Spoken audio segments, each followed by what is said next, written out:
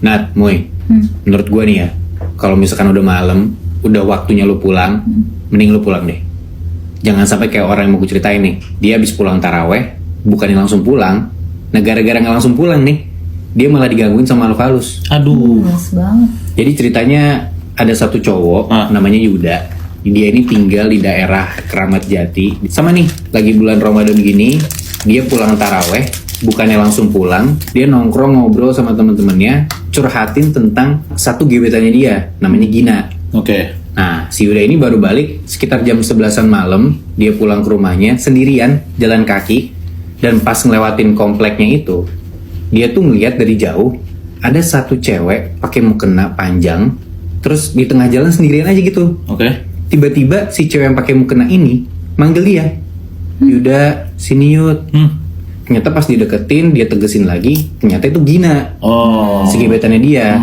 Nah cuman kayak malam-malam ada Gina, dia mesti mastiin nih, ini beneran Gina apa bukan? Siapa tahu bukan Gina atau bahkan bukan orang. Ya. Siapa tahu makhluk halus. Makanya dia mau mastiin dulu nih, itu cewek napak atau enggak. Ya. Tapi sebelum gue lanjut, boleh nggak? Ini dikasih ke gue gitu. Lu enak banget makan berdua, gue nggak dapet. Oke, sorry ini cobain nih, Bi. Enak. Nah, pas banget nih, karena gue paling sayang kalian berdua, gue punya nih.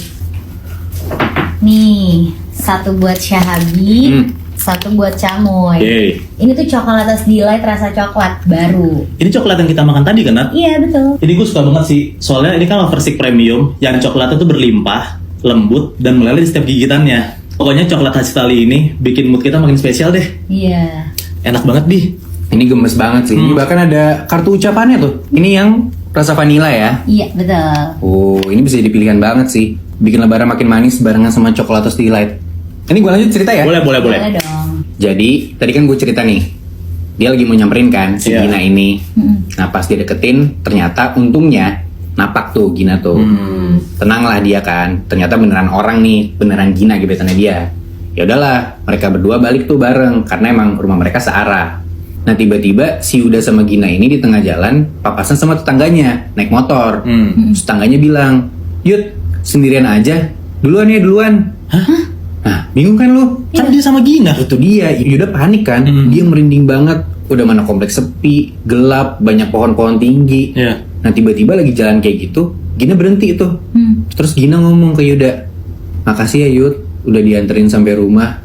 Terus dari situ, si Gina ini ketawa kayak kuntilanak, terus terbang ke atas pohon. Mampus. Gila. Ternyata si pohon yang tinggi itu rumahnya dia.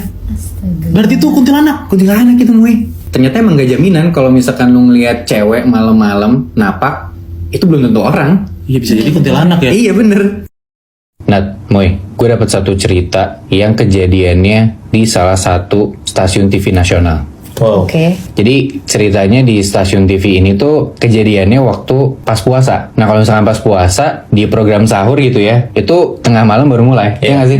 Nah ini kejadiannya terjadi sama dua orang kru TV itu. Ini kita sebut aja namanya Ratna sama Dewi ya. Jadi Ratna sama Dewi ini di jam 2 pagi mereka ke toilet kantor itu sambil bawa HT-nya. Kan kalau misalkan kru TV bawa HT kan, masuk tuh ke toilet. Nah posisinya si Ratna itu di wastafel, Dewi itu di dalam bilik toiletnya. Nah, tiba-tiba di HT-nya Ratna yang ditaruh di wastafel itu bunyi kayak, "Ratna, monitor, nah lu di mana? Coba ke set dong," gitu. Bunyi kayak gitu, terus Dewi dari dalam bilik toilet dia teriak, "Nah, dicariin tuh." Terus dari luar, dari si wastafel ini, Ratna ngomong ke Dewi, "Udah, ntar aja, biarin," gitu. Terus nggak lama muncul lagi tuh suara di HT-nya Ratna. Ratna, monitor, buruan ke set." Terus Dewi bilang, "Nah, duluan aja ke set." Terus Ratna bilang, "Udah, santai aja, gue mau nemenin lu, Wi." Katanya gitu. Nah, tiba-tiba di dalam kamar mandi nih, si Dewi tuh HP-nya bunyi karena ada yang nelpon. Pas dia lihat, yang nelpon ternyata Ratna. Lah, ngapain dia nelpon? Nah itu dia, Dewi juga bingung kan. Dan Dewi pun nanya, "Nah, lu ngapain nelpon gua di dalam bilik toilet kan?" Terus si Ratnanya ngomong dari luar, "Udah, angkat aja," katanya gitu. Yaudah diangkat dong sama Dewi. Dalam kamar mandi tuh dia jawab teleponnya. Dari ujung telepon kedengeran suaranya tuh kayak gini, "Wi, tolong dong bawain HT gua. HT gua ketinggalan di wastafel. Gua udah jalan ke set." Lah, Terus? Nah, bingung kan Dewi kayak gitu kan? Berarti gue dari tadi ngomong sama siapa? Di keadaan dia panik dan takut itu, dia tuh ngerasa di depan toilet tuh ada orang. Dan lu tahu kan kalau misalkan bilik toilet tuh ada kayak space di bawahnya gitu kan. Nah, si Dewi tuh ngeliat di bawah space itu muncul kaki. Tapi nggak pakai alas kaki, kayak cuman ngeker. Terus kakinya tuh pucat dan banyak lebam-lebam biru. Dia kan panik ya, dia nggak tahu mau ngomong apa kan.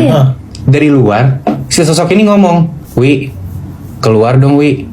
Mau lo yang keluar atau gue yang masuk?" Gila. Anjing, serem banget kan? Ini kalau misalkan ada teman-teman yang tahu di stasiun TV mana, boleh lo tebak silakan ya. Muibi, Iya. hati-hati banget deh buat perempuan yang kalau lagi mens. Karena kalau perempuan lagi mens itu tuh biasanya kayak makhluk halus tuh malah jadi lebih pengen buat nampakin diri gitu loh. Iya, gue pernah denger sih, Bi. Iya. Nah ini ada kejadian sama satu perempuan, namanya kita sebut aja Arista ya. Si Arista ini tuh lagi mens, dan setiap dia mens, dia tuh kayak jadi bisa ngelihat penampakan atau makhluk halus gitu di rumahnya dia sendiri. Anjir. Nah kebetulan si Arista ini tuh udah nikah, jadi dia tuh tinggal di rumah sama suaminya doang berdua. Ada satu malam dimana si Arista ini tuh lagi tidur sama suaminya berdua, tapi entah kenapa di malam ini tuh Arista ngerasa dia tuh tidurnya kayak bertiga. Jadi nggak kayak berdua sama suaminya, karena dia ngerasa di sebelah suaminya dia itu ada kayak sosok lain lagi. Awalnya si Arista tuh kayak ngediemin aja lah, dia bener-bener gak cerita apa-apa ke suaminya.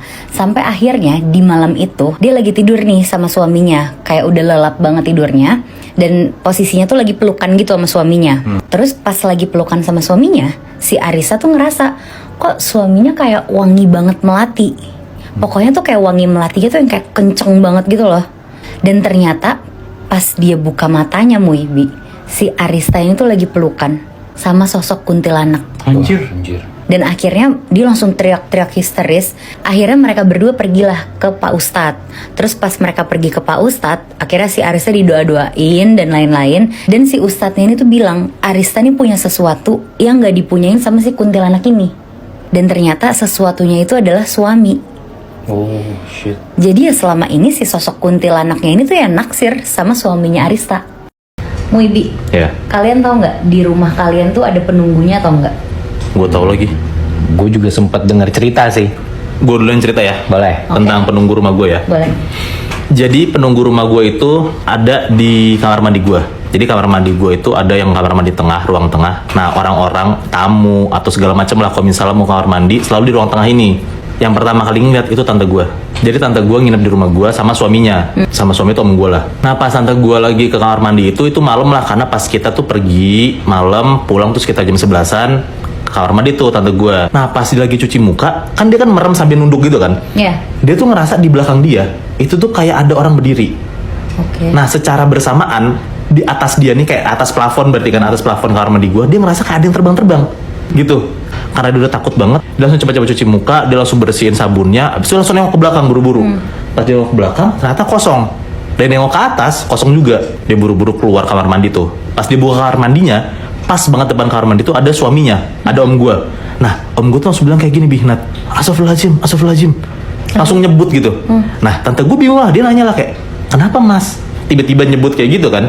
Jadi kan pintu kamar mandi gue tuh masih kebuka. Nah katanya, kata om gue ngeliat di bagian shower kamar mandi gue itu ada sosok cewek berdiri. Dan sosok cewek ini lehernya panjang banget, sampai si sosok cewek yang lehernya panjang ini menjuntai ke sebelah kepalanya tante gue. Oh shit. Kasarnya badan cewek ini di sini, kepala itu jalan sampai ke depan gini, terbang gitu. Anjing jauh banget. Jauh banget di. Panjang banget lehernya berarti ya? Panjang banget. Langsung tuh tante gue takut, langsung nutup pintunya. Dan setelah kejadian itu ternyata abang gue pernah lihat juga, pembantu gue pernah lihat juga. Wow. Gila.